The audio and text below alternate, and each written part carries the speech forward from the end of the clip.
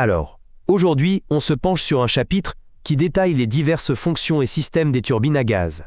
C'est un sujet assez dense, tiré du document « Les turbines à gaz », chapitre 5. Absolument. Ce chapitre couvre vraiment beaucoup d'aspects essentiels au fonctionnement d'une turbomachine.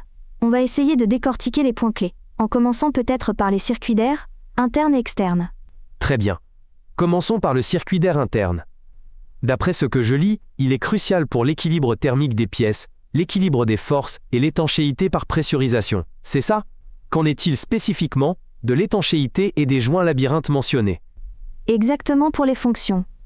Pour l'équilibre thermique, on évite la surchauffe en faisant circuler de l'air du compresseur, comme le montre le schéma page 122. Concernant l'étanchéité, les joints labyrinthes sont essentiels. Ils créent une différence de pression. La page 123 illustre un joint labyrinthe avec ses dents face à un dépôt abradable sur la partie fixe, minimisant le jeu et améliorant l'étanchéité. D'accord, c'est clair pour le circuit interne. Et le circuit d'air externe alors, quelles sont ses fonctions principales? Le circuit d'air externe, détaillé page 126, a des rôles variés pour le moteur et l'avion.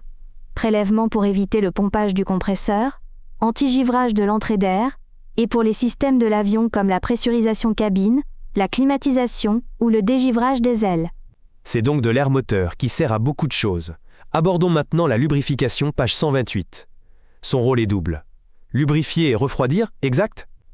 Le document, page 130, liste aussi ses composants. Réservoir, pompe, filtre, radiateur, dégazeur. Un système assez complet. Tout à fait. La lubrification crée le film d'huile protecteur et évacue la chaleur.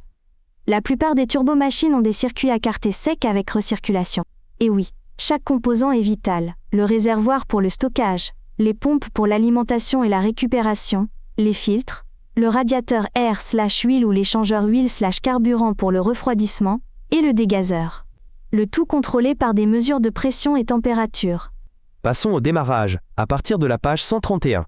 Il y a 3 fonctions clés. Lancement, alimentation en carburant et allumage. Concernant l'allumage, le document mentionne les types haute tension et haute énergie praire.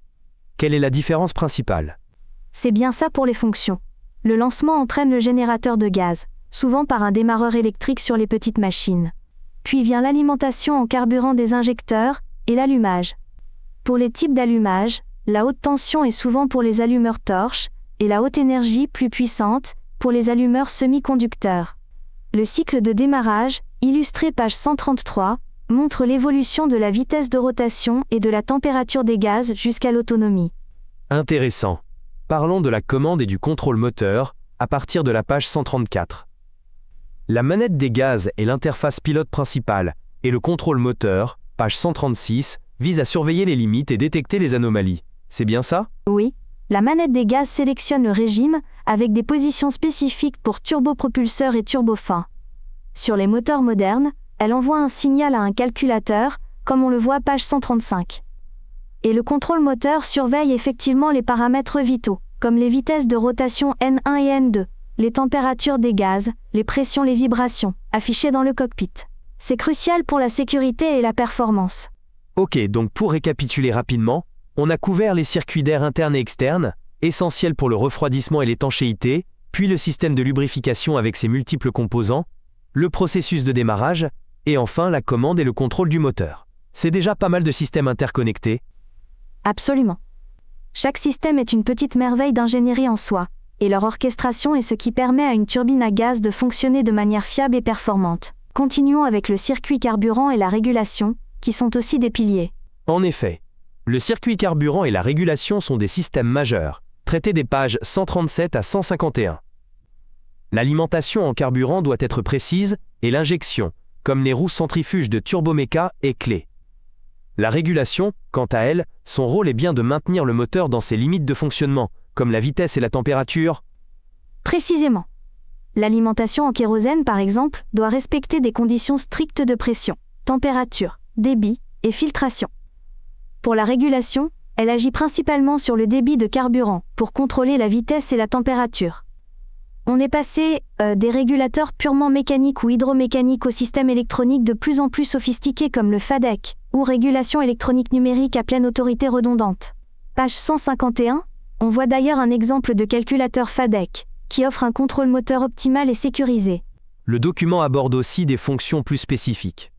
Il y a l'injection d'eau méthanol, page 152, qui sert à restaurer la puissance par temps chaud. C'est ça? Et puis le réchauffage carburant, page 153. Et enfin, la post-combustion, page 154, qui est surtout pour les applications militaires, pour un gain de poussée important mais temporaire. Oui, tout à fait. L'injection d'eau méthanol, en abaissant la température à l'entrée du compresseur, permet de regagner de la puissance. Le réchauffage carburant, souvent en utilisant la chaleur de l'huile de lubrification, améliore l'écoulement du carburant et évite le givrage de l'eau qu'il pourrait contenir. Quant à la post-combustion, c'est exactement ça. On injecte et brûle du carburant dans la tuyère d'échappement. Ça augmente considérablement la poussée, mais au prix d'une consommation très élevée. C'est typique des avions de chasse. Le schéma page 155 montre bien le principe. D'autres fonctions importantes sont le dégivrage, anti-givrage, page 156, et l'inversion de poussée, page 157.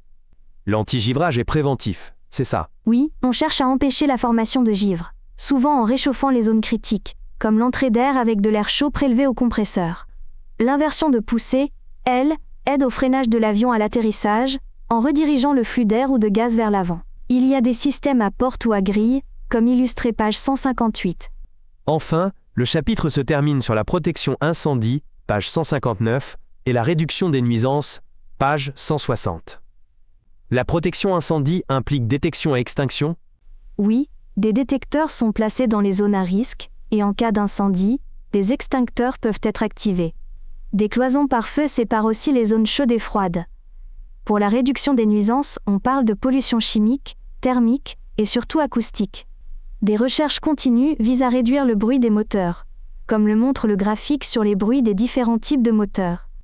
C'est un tour d'horizon très complet. Pour résumer, ce chapitre met en lumière l'incroyable complexité et l'ingéniosité derrière chaque fonction d'une turbine à gaz, depuis la gestion des flux d'air jusqu'au système de sécurité et de contrôle. Absolument. Les points clés à retenir sont l'importance des circuits d'air pour le refroidissement et l'étanchéité, la criticité du système de lubrification, la sophistication des systèmes de carburant et de régulation, surtout avec l'avènement du FADEC, et toutes les fonctions annexes qui assurent la performance, la sécurité et l'opérabilité de ces moteurs. Puisqu'il s'agit d'un support qui peut servir à l'étude, passons à une petite session de questions-réponses rapides pour réviser certains points. Première question, quelles sont les 3 fonctions principales du circuit d'air interne? Alors, le circuit d'air interne assure l'équilibre thermique des pièces, l'équilibre des forces axiales et l'étanchéité par pressurisation. Très bien. Deuxième question, quel est le principe général de la lubrification dans une turbine à gaz et quel type de circuit est majoritairement utilisé? Le principe est de créer un film d'huile pour réduire les frottements et évacuer la chaleur. Le circuit majoritairement utilisé est le circuit à quarté sec à recirculation. Parfait. Question suivante. Qu'est-ce que le FADEC et quel est son avantage principal? Le FADEC, ou régulation électronique numérique à pleine autorité redondante, est un système de contrôle moteur entièrement électronique. Son avantage principal est d'optimiser les performances du moteur sur toute sa plage de fonctionnement, tout en assurant sa protection et en réduisant la charge de travail du pilote.